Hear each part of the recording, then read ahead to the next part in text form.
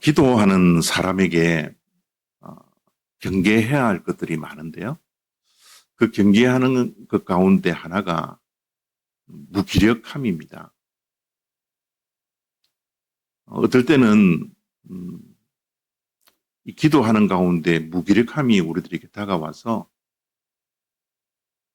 어, 기도하는 자리에 나왔음에도 불구하고 입이 열려지지 않을 때가 있어요. 또 입을 열고 기도를 하고 있음에도 불구하고 하나님께서 내 기도를 듣고 계실까?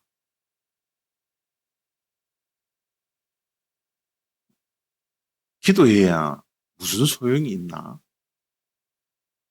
하나님께서 나의 기도를 들어주시지 않는 것 같고, 또 기도를 많이 했음에도 불구하고 기도에 전혀 응답이 없는 하나님의 침묵을 경험할 때 우리는 때로는 무기력함에 빠질 때가 있죠. 물론 우리의 삶 속에서도 무기력함은 굉장히 위험한 것입니다. 그런데 우리의 신앙생활, 특별히 기도하는 사람들에게는 기도에 무기력함에 빠져 있을 때가 우리 신앙생활에 어쩌면 가장 위험할 때다라고 저는 생각을 합니다. 하나님이 정말 살아 계실까? 나를 보고 계실까? 나를 사랑하시어서 나의 작은 신음소리도 응답해 주시겠다고 하셨는데 하나님이 정말 살아 계시고 나를 사랑한다면 왜 이렇게 하나님은 침묵하실까? 이런 등등의 기도의 무기력함에 빠져서 기도를 쉴 때가 우리의 신앙생활 가운데 생겨집니다. 오늘은 7월 특별 새벽, 특별 아침, 토요 아침 기도입니다. 6개월을 그냥 훌쩍 지나가게 된 거죠. 이제 정말 반이 지나간 겁니다.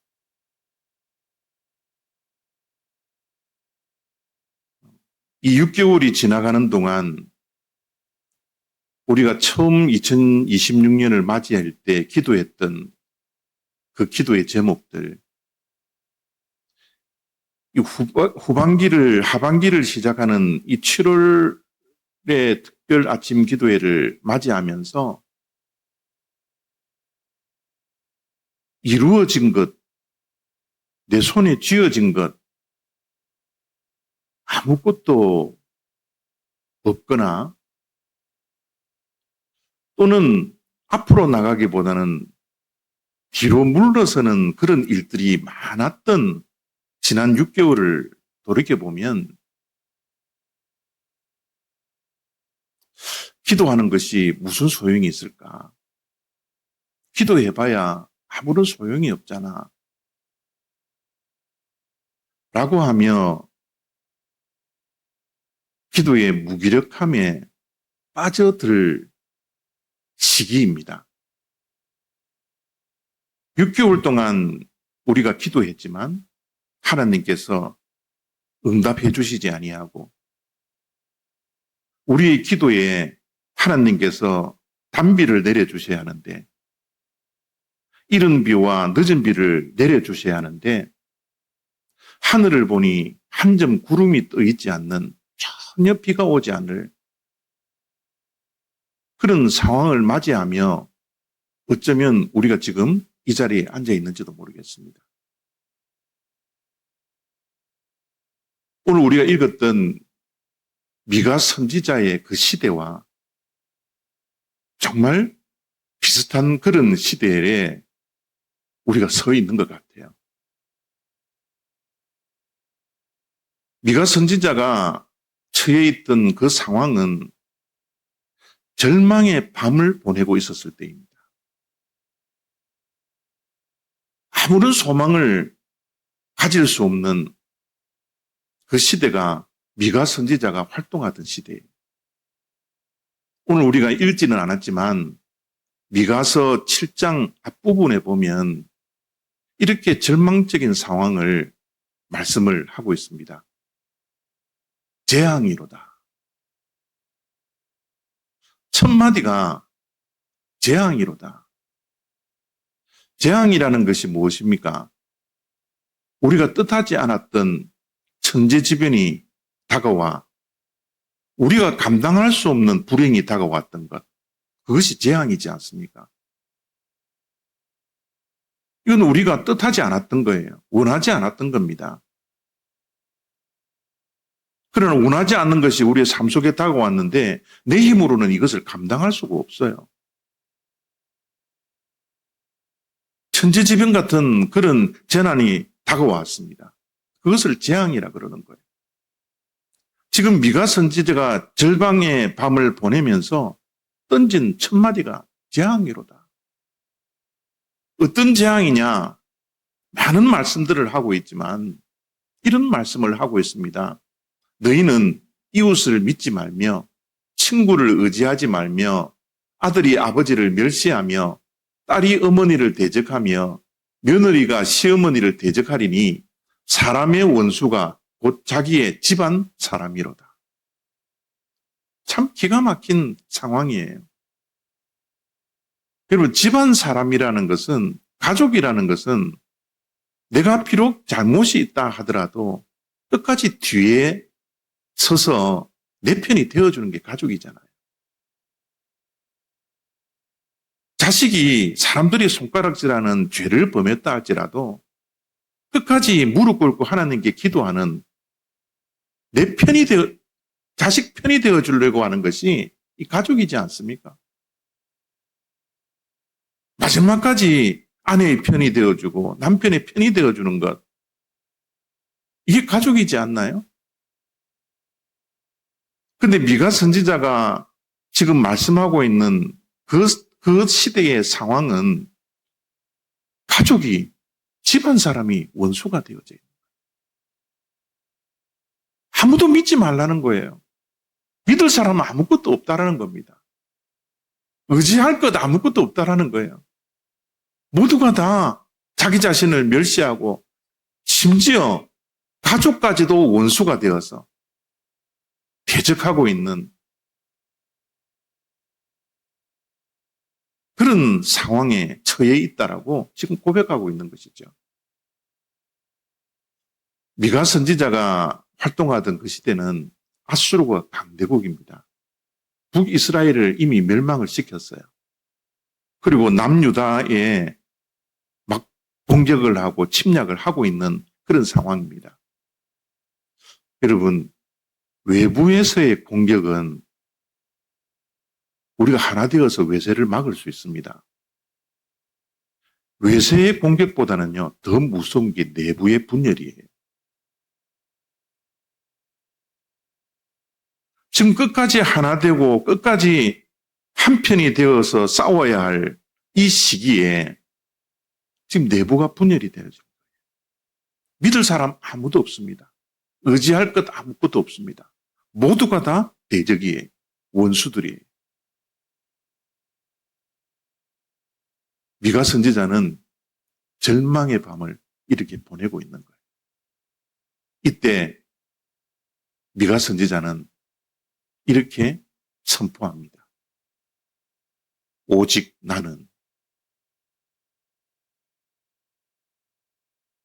오직 나는,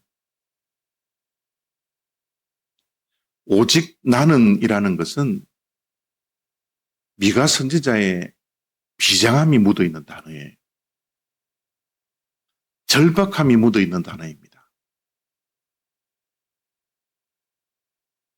지금 미가 선지자가 절망의 밤을 보내는 가운데 내부가 하나가 되지 못하는 이 상황 속에서 오직 나는 하나님을 바라보겠노라고, 하나님께 시선을 두겠노라고, 하나님께 기도하겠노라고 지금 선포하고 있는 것은 하나님이 플랜 B라고 선포하는 게 아닙니다. 내가 플랜 A가 안 되었으니 플랜 B를 선택하고 플랜 B가 선택을 해보니 또 안 되니까 플랜 C를 선택하는 그런 말씀이 아니에요. 지난 주일의 말씀을 기억하십니까? 다른 대안이 없습니다.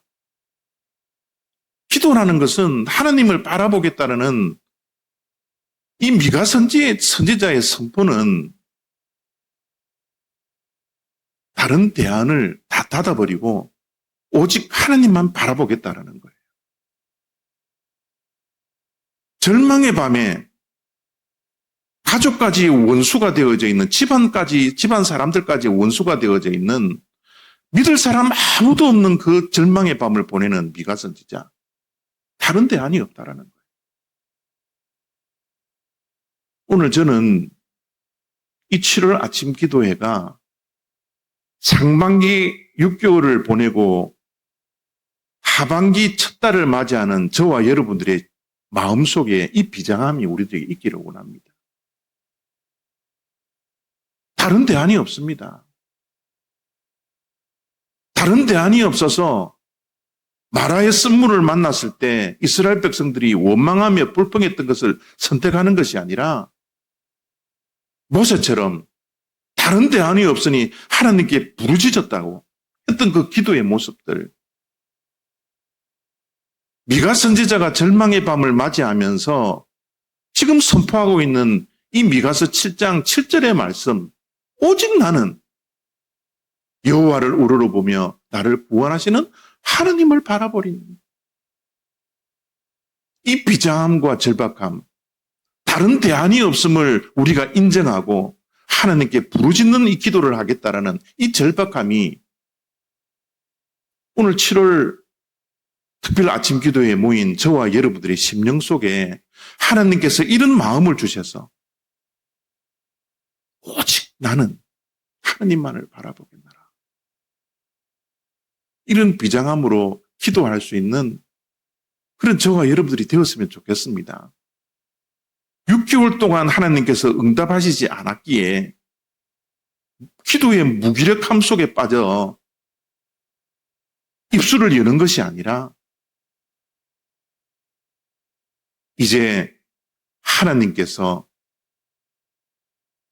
나의 이 비장한 심령, 절박한 심령을 다른 대안을 다 차단하고 하나님만을 바라보는 이 기도자의 심령을 보시고 미가 선지자가 고백했던 것처럼 나의 하나님이 나에게 귀를 기울이시리로다 라는 확신을 가지고서 기도하는 저와 여러분들이 되었으면 좋겠습니다. 기도할 때 확신이 있어야 합니다. 우리의 믿음이 흔들리면 기도에 힘이 생겨지지 않아요. 하나님께서 내 기도를 들어주실까? 하나님이 나에게 귀를 기울여 주실까? 하나님이 나를 사랑하시는가? 그 어떤 의심도 다 내려놓고 성령 하나님께서 나의 마음을 붙들어 주시고 나의 영혼을 붙들어 주셔서 하나님에 대한 그 확신, 나의 작은 신음에도 반드시 하나님의 때에 응답해 주신다라는 이 확신. 지금 내 눈에는 구름 한 점 볼 수 없지만 하나님께서는 이른 비와 늦은 비와 단비를 우리의 심령 속에, 가정 속에, 교회 속에 내려주실 것이라는 이 확신. 그 확신을 가지고 기도하는 저와 여러분들이 되어지기를 바랍니다. 이런 확신을 하나님께서 나의 기도를 들어주신다라는 이 확신을 가지고 기도를 하면서 이 미가 선지자는 이렇게 또한 선포를 합니다. 나는 엎드러질지라도 일어날 것이요. 어두운 데에 앉을지라도 여호와께서 나의 빛이 되실 것이미로다. 기도하는 가운데, 신앙생활을 하는 가운데 이 광야 같은 인생길 가운데 넘어질 일이 왜 없겠습니까? 엎드러질 일이 왜 없겠어요? 절망의 밤을 보내면서 우리가 꼬꾸러지지 않을 수가 없습니다. 우리는 연약합니다. 날마다 하나님 새 힘을 주시옵소서라고 기도하지만 새 힘을 받지 못하고 주저앉아 있을 때가 얼마나 많이 있습니까? 그러나 우리가 하나님께 부르짖고 기도할 때 다시 한번 하나님께서 새 힘을 우리에게 허락해 주셔서 우리가 엎드러질지라도 일어날 것이요. 어두운데 주저앉아서 실망하고 낙심하고 있는 그 자리에서 하나님께서 빛이 되어 주셔서 우리의 갈 길을 비춰 주실 것이라는 이 확신, 이 선포, 미가 선지자의 이 선포가 저와 여러분들의 선포가 되어지기를 바랍니다.